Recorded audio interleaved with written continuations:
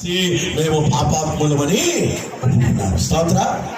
అంటే దేవుడు చేస్తానన్న కీడు ఏం చేశాడు? చేయకుండా మానేశాడు. ఇప్పుడు యెషయా నీవు మరణం కాబోతున్నావు, నీవు చక్కబెట్టుకొని చెప్పుడా దేవుడే లేదు లేదు నేను నీకు తిరిగి 17 సంవత్సరాల ఆయుష్ని ఇవ్వబోతున్నాను.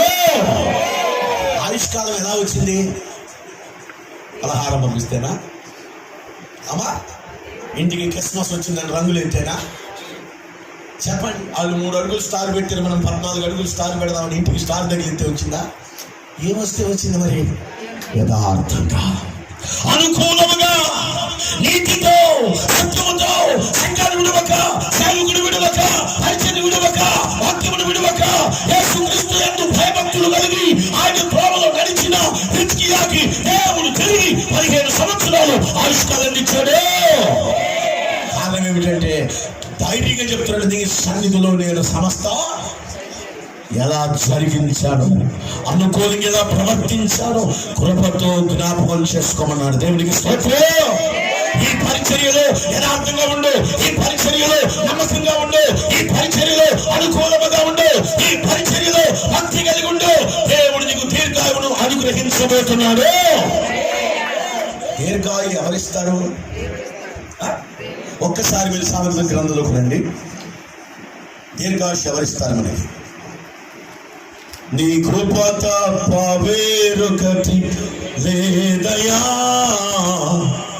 నీ కృప తప్ప వేరొకటి లేదయా, కృపయే కదా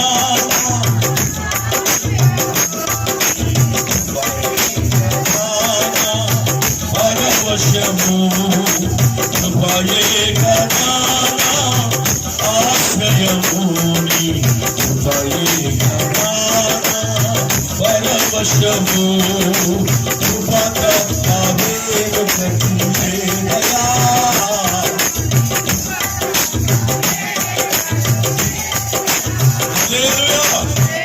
అనుకూలముగా నడిచిన ఆసాకి ఏమిచ్చాడు? నెమ్మది. అనుకూలంగా నడిచిన దావీదుకి ఏం చేశాడు? మహాకృప, మహాకనికరము చూపి అతని కుమారుని ఎక్కడ కూర్చోబెట్టాడు? మూడవది, అనుకూలంగా నడిచిన హిజ్కియాకి ఏమిచ్చాడు? ఆయన 15 సంవత్సరాలు ఆయుష్కాలం. ఈ రోజు మన పరిచర్యలో, మన సంఘంలో మనం ఏమి నేర్చుకోవాలంటే దేవునికి, ఆయన సంఘానికి అనుకూలముగా నడుచుకుందాము గాక. ఒకసారి ఆయుష్ను దేవుడు ఎలా ఇస్తాడో సామెతల గ్రంథం 3వ అధ్యాయం 1వ వచనం చూడండి. నా కుమారుడా ఉపదేశమును మరువద్దు, నా ఆజ్ఞలను హృదయపూర్వకంగా గైకొనుము, అవి దీర్ఘాయువును సుఖముతో జీవించే గడుచు సంవత్సరాలు శాంతి నీకు దయచేస్తాయి. ఆమేన్. ఇప్పుడు హిజ్కియా ఏమన్నాడు? సమస్తము నేనెట్లు జరిగించితును అనండి. ఏమిటి ఆ సమస్తం అంటే? ఆ సమస్తంలో ఒక మాట ఉంది ఇక్కడ. ఏమిటంటే నా కుమారుడా ఉపదేశాన్ని మరవద్దు. రెండవది, నా ఆజ్ఞల్ని హృదయపూర్వకంగా.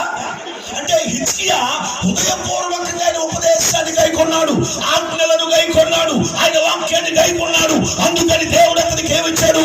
దీర్ఘాయువును సుఖ జీవముతో గడుచు సంవత్సరాలు దయచేశాడు. సభలు కొడుతూ దేవునికి స్తోత్రాలు చెల్లిద్దాం. ఉపదేశాన్ని మర్చిపోవద్దు, వాక్యాన్ని మర్చిపోవద్దు, ఆజ్ఞలు మర్చిపోవద్దు, ప్రార్థన మర్చిపోవద్దు, క్రమాన్ని మర్చిపోవద్దు, సహవాసాన్ని మర్చిపోవద్దు, సేవకుడిని మర్చిపోవద్దు, దేవుని యందు భయభక్తులు కలుగుట మర్చిపోవద్దు. సమస్తము దేవునికి అనుకూలంగా నడుచుకో. దేవుడికి ఆయుష్ను పొడిగించబోతున్నాడు. దేవుడు నీకు నెమ్మదిని దయచేస్తాడు. అనుకూలంగా ఉండు. దేవుడిని పిల్లల్ని సింహాసనం ఎక్కించి మహాకృపను చూపించబోతున్నాడు. ఆయుష్ పెరగా, మన దినములు పొడిగించబడాలి. హిజ్కియా దినాలు దేవుడు ఏం చేశాడు? పొడిగించాడు. ఎందుచేత? దేవునికి అనుకూలంగా నడిచాడు. హల్లెలూయా. ఇప్పుడు ఒకటి, ఉపదేశాన్ని ఆజ్ఞలను పాటిస్తే దేవుడు ఏమిచ్చాడు? దీర్ఘాయువునిచ్చాడు. ఇదే సామెతల గ్రంథము 4వ అధ్యాయము 10వ వచనం చూడండి. నా కుమారుడా నీవు ఆలకించి అంగీకరించిన యెడల నీవు దీర్ఘాయుష్మంతుడు అవుతావు. ఆమేన్. ఆలకించడం నేర్చుకోవాలి. ఏం ఆలకించడం నేర్చుకోవాలి? ముసలమ్మ ముచ్చట్లు కాదు, ఇళ్ళకాడ చెప్పే సంగతులు కాదు, ఊళ్ళో జరిగే సంగతులు కాదు, అరుగుల మీద కూర్చుని ఒకటే వ్యవహారం కాదు. ఆ ఇంట్లో ఏం జరిగింది, ఈ ఇంట్లో ఏం జరిగింది, ఆయన అట్టంట కదా, ఈ ఇట్టంట కదా అని ఈ సొల్లంతా కాదు. ఏ వినాలి? దేవుడి వాక్యం వినాలి, విన్నదాని ప్రకారం నడుచుకోవాలి. లోక సంగతులు కాదు, దేవుడి వాక్యాన్ని ఆలకించి దాని ప్రకారం నువ్వు నడవగలిగితే దేవుడు నీకు దీర్ఘాయువు దయచేయబోతున్నాడు. మూడవది మనం చూద్దాం. ఇదే సామెతలకు రాసిన గ్రంథములో 8వ అధ్యాయం మీరు తీయండి దయచేసి. ఇదే సామెతల గ్రంథము 8వ అధ్యాయము తీసారా, తీయలేదా? ఒక్కసారి 9వ అధ్యాయం 10వ వచనం చదవండి. యెహోవా యందు భయభక్తులు కలిగి ఉండుటయే జ్ఞానమునకు మూలము, పరిశుద్ధ దేవుడి గురించిన తెలివియే వివేచనకు ఆధారము. నా వలన, చూడండి దేవుడు మాట్లాడుతున్నాడు, నా వలన నీకు దీర్ఘాయువు కలుగును, నీవు జీవించే సంవత్సరాలు, నా వలన నీకేమొచ్చింది? దీర్ఘాయుష్. స్తోత్ర. నీవు జీవించే సంవత్సరాలు ఏమవుతాయి? ఇప్పుడు హిజ్కియాకు జీవించే సంవత్సరాలు ఏం చేశాడు దేవుడు? కొరత చేశాడా, అధికం చేశాడా? అధికం చేశాడు. ఆమేన్. ఈరోజు ఈ మందిరంలో ఉన్న విశ్వాసులారా, దేవుడు మీ దినములను అధికం చేయబోతున్నాడు. మీరు జీవించే సంవత్సరాలను పొడిగించబోతున్నాడు. సుఖముతో జీవించే సంవత్సరాలు దేవుడు మీకు దయచేయునుగాక. ఎప్పుడు ఇస్తాడు అంటే, ఎప్పుడు ఇవన్నీ నువ్వు పొందుకుంటావంటే, నీ వాడి దృష్టికి అనుకూలముగా, యథార్థముగా, సత్యముతో, నీతితో ఆయన మందిరములో నడుచుకోగలిగితే దేవుడు తన కృపను కుమ్మరించబోతున్నాడు. అందుకే ఆదికాండం 17లో అబ్రహాముకు దేవుడు ఒక మాట చెప్పాడు, నా కుమారుడా, నా సన్నిధిలో నిందారహితుడివై నడుచుకో. ఏం చెప్పాడు? నడుచుకో, నిందారహితుడివై నడుచుకో. నోవహు, హానోకు గురించి మాట చూస్తాం. హానోకు దేవునితో నడిచిన వాడై కుమారులను కుమార్తెలను కనెను. హల్లెలూయా. నోవహు నీతిమంతుడై దేవుని సన్నిధిలో నడుచుకున్నాడు. నువ్వెక్కడ నడుస్తున్నావు? దుష్టుల ఆలోచన చొప్పున నడవద్దు, పాపుల మార్గాన నిలవద్దు, అపహాసకులు కూర్చుండే చోట కూర్చోవద్దు, లోక సంబంధమైన మనుషులకి నువ్వు కూర్చోవద్దు. ప్రతినిత్యము దేవుని సన్నిధిలో సహవాసం చేయి, పరిశుద్ధుల సహవాసములో ఉండు, సంఘ క్రమములో ఉండు, వాక్యములో ఉండు, సేవకుడితో, ఇదిగో ఆయన విశ్వాసులతో పరిచర్యలో నమ్మకంగా ఉండు. నా దేవుడు నీ కుటుంబానికి, నీ పిల్లలకు జీవించే సంవత్సరాలు అధికం చేయబోతున్నాడు. హల్లెలూయా. 3 సంగతులు విన్నాం. ఒకటి, ఆశ ఏమిచ్చాడు ఆయనకి? గట్టిగా చెప్పాలి. 2, దావీదు ఆయనకి ఏమిచ్చాడు? మహాకటాక్షము, మహాకృపను చూపి కొడుకుని ఏం చేశాడు? 3వది, హిజ్కియాకి ఏమిచ్చాడు? జీవించే సంవత్సరాలు అధికం చేశాడు. ఎలా ఉంటే దేవుని సంఘానికి, దేవునికి అనుకూలముగా ఉంటే. స్తోత్ర. నిన్న 3 పేర్లు చెప్పారు, తేమ, మార్కు, అలెగ్జాంద్రు. ఈ ముగ్గురులో ఎవరు అనుకూలంగా ఉన్నారు సేవకుడికి? మార్కు మాత్రమే. మిగతా 2 కీడు చేశారు, విడిచి వెళ్ళిపోయారు. ఇంకా చెప్పాలంటే సేవకుడి మాటలు ఎదిరించారంట. సేవకుడు ఎదిరించొద్దు, సంఘాన్ని ఎదిరించొద్దు, సంఘాన్ని విమర్శించొద్దు, ఎవరో ఏదో చెప్పారని నమ్మొద్దు.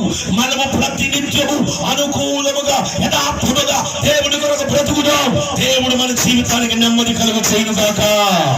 దేవుడు మనకు దీర్ఘాయువును దయచేయునుగాక. ఆయన మహాకృప మన మీదికి దిగి వచ్చునుగాక. 4వ విషయం చెప్తాను.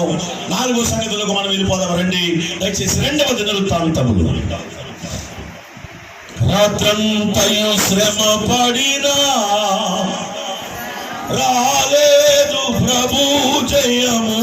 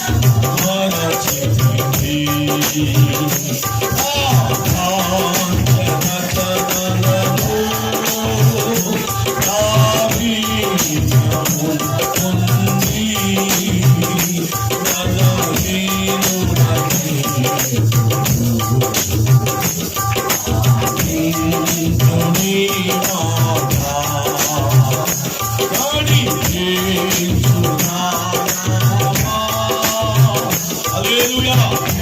చెప్పండి చేతులెత్తి హల్లెలూయా. మన అంశం ఏంటి? అనుకూలంగా అనండి. ఎవరికి అనుకూలంగా? మనుషులుగా, దేవునిగా? అమ్మా, మన సంఘానికా, వేరే సంఘానికి? మన సేవకుడుగా, వేరే సేవకుడుగా? చెప్పండి. వాక్యానికా, దుర్బోధనగా? చెప్పాలి. ప్రతి పరిస్థితిలో మనము దేవునికి అనుకూలంగా కనపడాలి. స్తోత్ర. నేను ఏమంటానండి, ముగ్గురు దేవునికి అనుకూలంగా కనపడ్డారు. మనుషులుగా ఆశ ఎవరి దృష్టికి అనుకూలంగా కనపడ్డాడు? ఆయన చూస్తే ఆశను భూతద్దం వేసి రైట్ టిక్ పెట్టేసి నెమ్మదినిస్తున్నాను పొమ్మనంట. స్తోత్రం చెప్పండి. హిజ్కియాను చూసి రైట్ నీకు జీవించే సంవత్సరాలు అధికం చేస్తాను పొమ్మనంట. దావీదును చూసి అనుకూలం ఉన్నాడు. వెరీ గుడ్, సూపర్ అని టిక్ పెట్టి నీ సింహాసనాన్ని శాశ్వతంగా నేను. ఆమేన్, హల్లెలూయా. మనం చూస్తే ఆయన ఇంటూ కొట్టకూడదు, అనకూడదు. ఏమనాలి? అలా నమ్మకమైన మంచి దాసుడా, ఈ చిన్న సేవలో నమ్మకంగా ఉన్నామని టిక్ పెట్టి దేవుడు నేను ఆశీర్వదిస్తున్నాను పొమ్మనాలి. చెప్పండి, దేవుని స్తోత్రం చెప్పండి. హల్లెలూయా. చెప్పండి గట్టిగా, హల్లెలూయా, హల్లెలూయా. దేవుడు మనలను చూసి ఆమోదించునుగాక. 31వ అధ్యాయము దయచేసి 20-21 వచనాలు చదువుదా. హిజ్కియా యూదా దేశమంతటి ఇలాగు జరిగించి తన దేవుడైన యెహోవా దృష్టికి అనుకూలముగా, యథార్థముగా, నమ్మకంగా పనిచేయచ్చు వచ్చెను. మన దేవుని ఆశ్రయించుటకై దేవుని మందిర సేవ విషయమందేమి, ధర్మశాస్త్ర విషయమందేమి, ధర్మమంతటి విషయమందేమి తాను ఆరంభించిన ప్రతి పని అతడు హృదయపూర్వకంగా జరిగించి వర్ధిల్లెను. చదువులకు దేవునికి స్తోత్రాలు చెల్లిగా. హల్లెలూయా. 20వ వచనంలో ఆ మాట ఉంది, యెహోవా దృష్టికి అనుకూలంగా. ఎవరి దృష్టికమ్మా? మనుషుల దృష్టికి కాదు. అందుకే గలతీ పత్రిక 1వ అధ్యాయం 12వ వచనంలో పౌలు ఈ విధంగా చెప్పాడు. చూడండి, గలతీ పత్రిక 1వ అధ్యాయము 10వ వచనం. ఇప్పుడు నేను మనుషుల దయను సంపాదించుకొని చూచుచున్నానా? 1వ అధ్యాయం 10వ వచనం. దేవుని దయను సంపాదించుకొని చూచుచున్నానా? నేను మనుషులను సంతోషపెట్టగోరుచున్నానా? నేను ఇప్పటికీ మనుషులను సంతోషపెట్టగోరువాడనైతే క్రీస్తునకు. ఇప్పుడు నేను మనం చెప్పుకున్న ఈ నలుగురు, ఈ వ్యక్తులు ఎవరి దృష్టికి అనుకూలం ఉన్నారో చెప్పండి అమ్మా. మనుషులుగా, దేవుడికా? ఇక్కడ పౌలు మాట్లాడుతున్నాడు, నేను మనుషుల దయను సంపాదించుకోవట్లా. మనుషుల దయ సంపాదించుకోవాలనుకుంటే నేను ఎవరిని సంతోషపెట్టలేను, దేవుడిని సంతోషపెట్టలేను. నా క్రీస్తు సంతోషపడాలి, నా దేవుడు ఆనందించాలి, నా దేవుడు మహిమపరచబడాలి. కాబట్టి మనుషులను సంతోషపెట్టే భక్తి చేయను, మనుషుల కొరకు నేను ఏది చేయను, కానీ ఏది చేసినా దేవుని కొరకే నేను చేస్తా. యేసుప్రభువారు యోహాను సువార్త 6:5-4వ అధ్యాయం 5వ అధ్యాయం 6వ వచనంలో చెప్తాడు, నేను దేవుని యొక్క చిత్తము చేయడానికి ఈ లోకంకి వచ్చాను. అయినను నా ఇష్టం. ఎచ్చమనే తోటలు ఏమన్నాడు? అయినను నా ఇష్టం కాదు, నేను దేవుని ఇష్టము చేయడానికి లోకానికి వచ్చాను. దేవునికి స్తోత్రం చెప్పండి. గమనించండి, హిజ్కియా ఎవరి దృష్టికి అనుకూలంగా నడిచాడు? దేవుడి దృష్టికి అనుకూలముగాను, తర్వాత యథార్థముగాను, మూడవది నమ్మకంగా పనిచేయడం వచ్చాడు. ఈ మాట చెప్పండి అందరూ. నమ్మకంగా పనిచేయడం వచ్చాడు. హిజ్కియా సమస్తము నమ్మకంగా జరిగించాడు. స్తోత్రం చెప్పండి. అమ్మా, మీరు ఈ మందిరంలో నమ్మకంగా పనిచేసేవాళ్ళేనా? మీరు ఈ సేవలో నమ్మకస్తులేనా? 101వ కీర్తన 6వ వచనం ఏం చెబుతుంది? దేశములో నా యొక్క నివసించుటకు ఎవరి కోసం కనిపెడుతున్నాను? నమ్మకస్తులైన వారి కోసం. హల్లెలూయా. ఎవరు కావాలి ఆయనకి? మనం చూస్తే సామెతల గ్రంథం 28వ అధ్యాయంలో నమ్మకమైన వారికి మెండైన దీవెనలని 28-20 వచనంలో చెప్తుంది. ఆమేన్. ఇప్పుడు హిజ్కియా ఎలా పనిచేస్తా వచ్చాడు సన్నిధిలో? నమ్మకంగా. మాకు చర్చిలో మనిషి ఉంటాడు, వస్తారు ప్రార్థనకి. వీళ్ళకి కూర తప్ప రెండోది తీసుకోవడం. ఆయన కూర బేస్ నమ్మకంగా పని చేయడం. అనండి గట్టిగా, ఇంకా గట్టిగా. సంఘంలో ఒక విశ్వాసి బాధ్యత ఏమిటంటే, ఒక సంఘ పెద్ద బాధ్యత ఏమిటంటే, ఒక విశ్వాసి బాధ్యత ఏమిటంటే, అతన్ని నేర్చుకోవాల్సిన సత్యం ఏమిటంటే, మనోళ్ళు బయటోళ్ళు అనే తేడా లేకుండా అందరికీ యోగ్యమైనట్లుగా, అందరికీ యోగ్యమైనట్లుగా, అందరికి ఇష్టమైనట్లుగా మనం ఏం చేయాలి? సంఘంలో పని చేస్తే నిన్ను బట్టి సంఘం ఆశీర్వదించబడుతుంది. అందుకే చెప్పండి హల్లెలూయా. కాబట్టి హిజ్కియా అనుకూలముగా నడిచాడు, తర్వాత యథార్థంగా నడిచాడు. మూడవది ఎలా పని చేస్తా వచ్చాడు? నమ్మకంగా పని చేసినందున 21వ వచనంలో చూడండి, అతడు దేవుని ఆశ్రయించుటకై దేవుని మందిర సేవ విషయమందేమి. అనండి, మందిర సేవ విషయమందేమి, తర్వాత ధర్మశాస్త్ర విషయం అందేమి, అంటే వాక్యం అంతటి విషయమేమి. మూడవది ధర్మశాస్త్రం అంతటి అందేమి తాను ఆరంభించిన ప్రతి పని ఎలా జరిగించాడు? హృదయపూర్వకంగా జరిగించి వర్ధిల్లేను. అనండి గట్టిగా మాట, వర్ధిల్లేను అనండి. ఎలా వర్ధిల్లాడు? ఏం చేసి వర్ధిల్లాడు? అనుకూలంగా నడిచాడు, యథార్థంగా నడిచాడు, నమ్మకంగా పనిచేశాడు, వాక్యాన్ని నమ్మకంగా తీసుకున్నాడు, వాక్యాన్ని హృదయపూర్వకంగా అంగీకరించాడు. ఏది చేసినా యథార్థముగా, నమ్మకంగా, హృదయపూర్వకంగా, ఇష్టంగా చేశాడు కనుక దేవుడు అతన్ని ఆశీర్వదించాడు. సభలు పడితే దేవునికి స్తోత్రం కనుక. వర్ధిల్లాలంటే నేను ఆగని రేకులను చూసి ఒక దైవజనుడు తన స్థితిని కూడా మర్చిపోయి దేవుడు మన నమ్మకంగా చేసేటంటున్నాను. దేవుని స్తోత్రం చెప్పండి.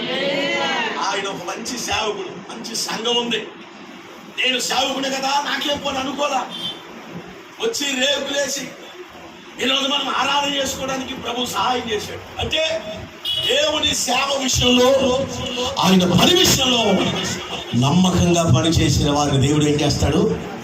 గట్టిగా చెప్పండి, ఏం చేస్తాడు? ఇప్పుడు మీరు వర్ధిల్లాలంటే ఏం చేయాలి? నమ్మకంగా ఎక్కడ? దేవుని సన్నిధిలో. హల్లెలూయా. మీరు వర్ధిల్లాలంటే ఆయన వాక్య విషయంలో నమ్మకంగా ఉండాలి, ఆయన సేవకుడి దగ్గర, ఆయన పరిచర్యలో మీరు నమ్మకస్తులైతే నా దేవుడు వచ్చే సంవత్సరంలో మీ కుటుంబాల్లో గొప్ప గొప్ప కార్యాలు జరిగించబోతున్నాడు, మిమ్మల్ని వర్ధిల్ల చేయబోతున్నాడు. నమ్మకస్తులైన వారికి మెండైనా దీవెనలు దేవుడు దయచేయబోతున్నాడు. దేవునికి స్తోత్రం. నెహెమ్యా గ్రంథం 7వ అధ్యాయం మొదటి వచనం ఒకసారి చూడండి. నెహెమ్యా గ్రంథం 7వ అధ్యాయం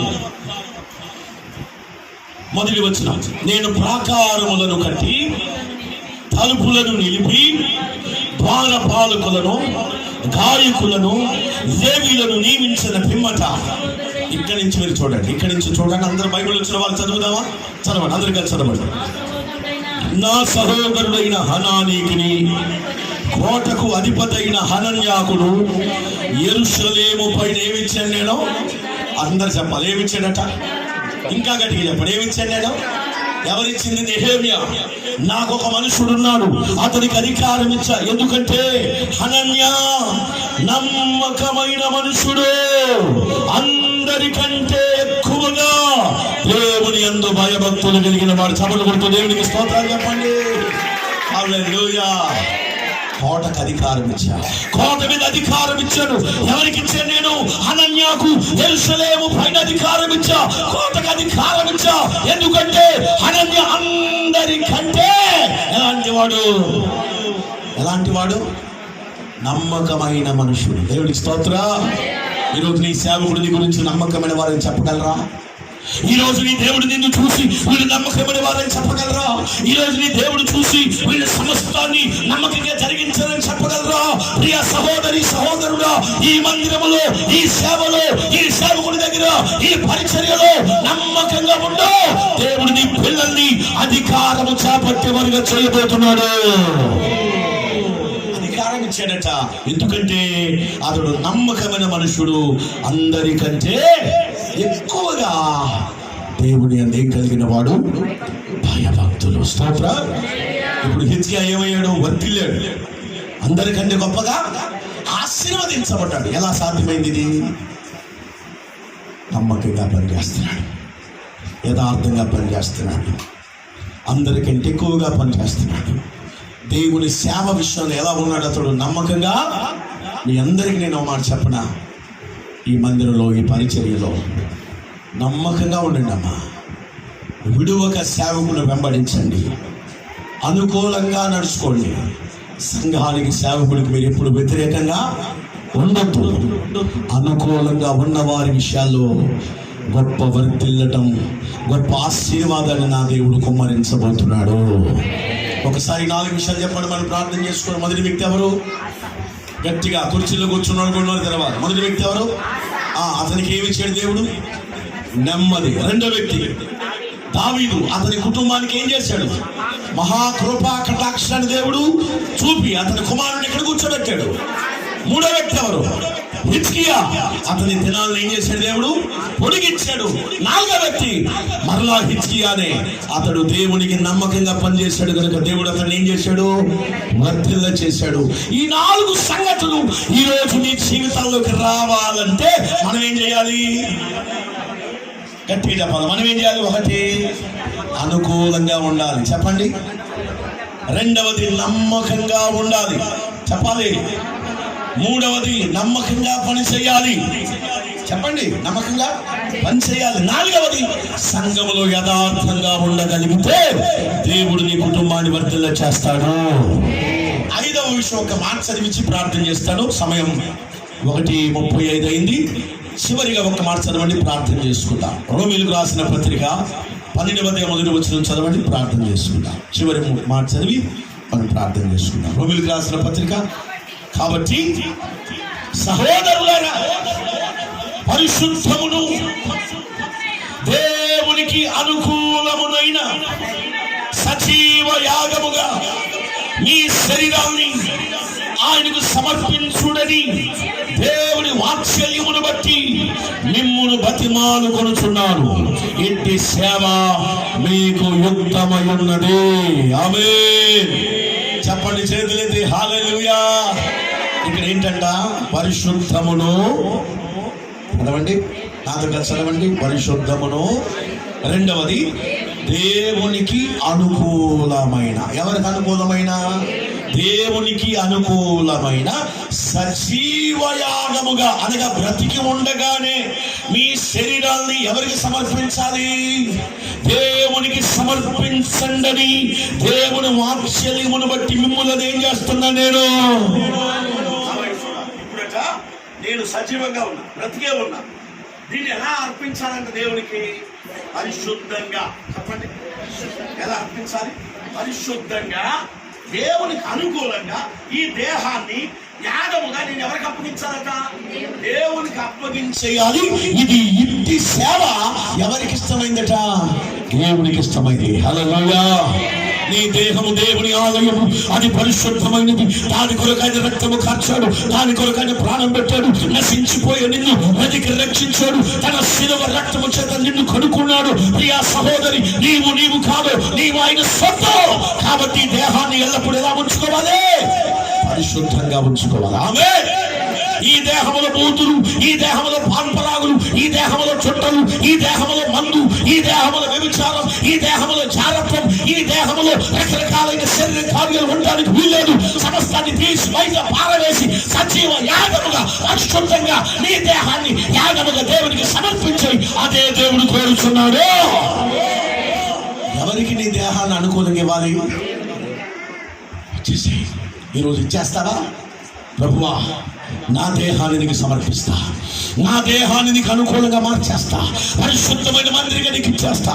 నీవు రావాలయ్యా, నాలో నివసించాలయ్యా, నాలో నీ ఆత్మకార్యాలు పనిచేయాలి. నీవు సింహాసనాసీనుడివై నాలో ఉండాలి. నాలోకి రండని ఆహ్వానించగలిగితే, సజీవ యాగముగా నీ శరీరమును సమర్పించగలిగితే, నా దేవుడు నీ దేహాన్ని పరిశుద్ధపరచి నెమ్మదిని, సమాధానమును, ఆరోగ్యాన్ని, క్షేమాన్ని దేవుడు దయచేయబోతున్నాడు. హల్లెలూయా.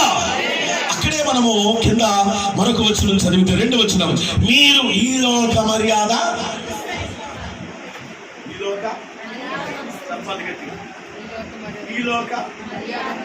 ఈ లోక మర్యాద అంటే ఇప్పుడు నేను చెప్పే విషయాలు అంటే చాలా పాపం వస్తుంది, అయినా చెప్పాలి. ఈ లోక మర్యాద అంటే జడ ఉంటుంది, అయినా సవరం దానికి అంతు తగిలిస్తాం. ఈ లోక మర్యాద అంటే గోరింటాకు పెడతాం, కాళ్ళకి పెడతాం, చేతులకు పెడతాం, ముక్కుకు పెడతాం, ముఖానికి పెడతాం. మెట్లు ఉంటాయి, మెట్లు కాదని ఇంకా పిల్లేళ్ళు తగిలిస్తాం, ఏ కాలు ఏ ఏలు కాలి పడదు. ఈ లోక మర్యాద అంటే వాళ్ళు సంక్రాంతి చేస్తే మనము చేస్తాం, వాళ్ళు పప్పులు కొడితే చెప్పండమా, వాళ్ళు అమావాస్యలు చూస్తే మనం అమావాస్యలు చూస్తాం, వాళ్ళు నాగదేవుడు మండలి ఎలాంటి తిస్తే మనము చెప్పరే. వాళ్ళు చేసేయి వాళ్ళు అట్ల తల్లి చేస్తారు, మనం కూడా ఏం చేస్తాం అట్ల తల్లి చేస్తాం. వాళ్ళు కల్లేరు కొడితే మనం కల్లేరు కొడతాం. ఈ లోక మర్యాద అనగా లోక సంబంధమైన కార్యాలు మనం చేయొద్దు. స్తోత్రం చెప్పండి.